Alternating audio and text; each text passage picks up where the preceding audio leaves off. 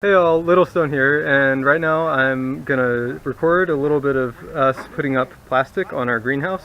So behind me is our greenhouse, which is a kind of octagular, I think, greenhouse. This guy's up there, he's gonna be the sky crew.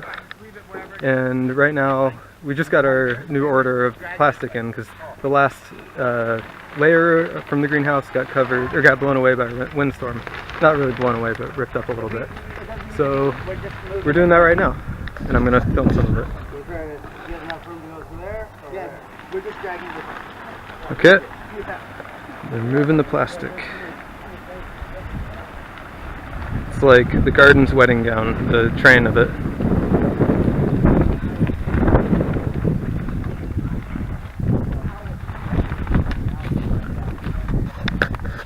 So if anyone else is going to have a round greenhouse, maybe this will help you figure out how to, or how not to, hopefully how to, put the plastic on.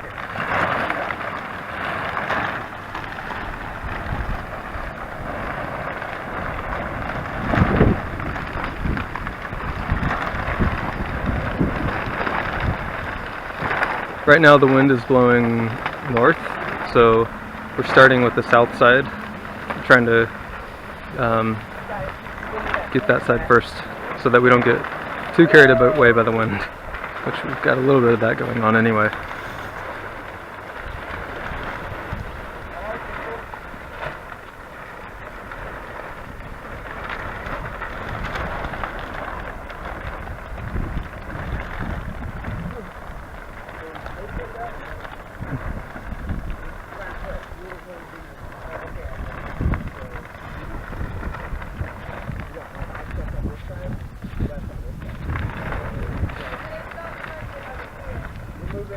We're still doing some spring cleaning, so that is why we have a little bit of mess around.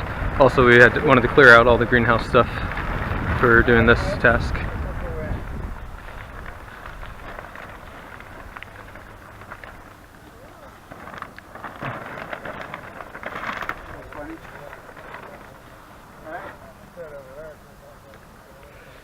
Good, yeah, that was badass. I think that's good. How does it look on that side?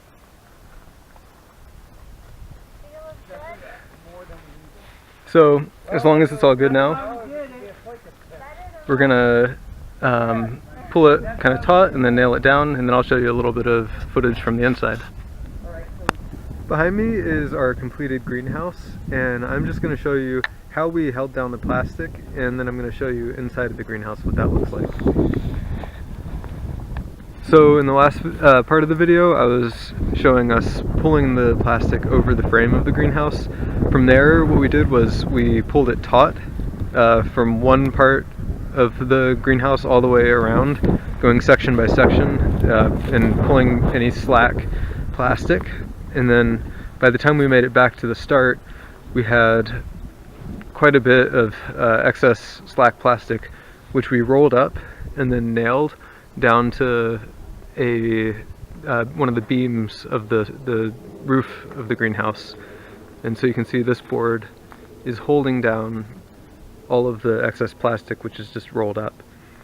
And as we were going around, we were rolling up the bottoms of the plastic, and because there was also a lot of excess that came out from the base of the greenhouse, and we rolled that up and put it under, rolled it up in some boards, and then we piled dirt on top of that.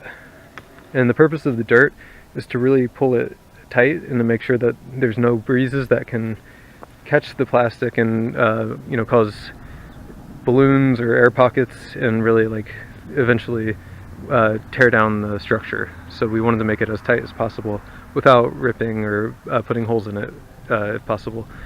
Also on the frame, when this was first made, they put some rubber protectors on the joints or the corners of the greenhouse, and so that's another way that we're keeping from ripping this plastic. We don't have a door yet, but I'm going to show you the secret entrance, and then I'll show you what it's like inside.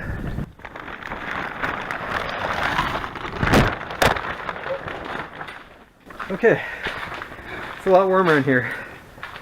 Now I'm inside of the greenhouse, And I'll do a little 360 so you can see about all of it.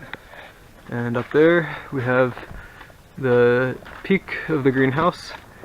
And so yeah, so far we've gotten some tables in here, and we also got some water jugs or water barrels. And part of the purpose of having water in here is that is biomass, or not really biomass, but thermal mass that will hold in some of the heat that we gather in here during the day and keep the whole space a little bit warmer at night. We also have some potting mix. We started filling some seed trays with potting mix, and this is just mix that we made with 25% perlite, 25% vermiculite, and then 50% peat moss that was strained through a filter to kind of get the finer parts of that. And yeah, this is a great, nice warm space where you can start seeds.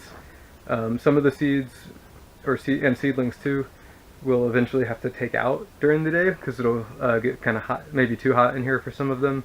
But a lot of seeds really prefer some warmer temperatures for seed starting, and so that's why it's nice to have a greenhouse, so we can get a head start on getting some of the plants growing.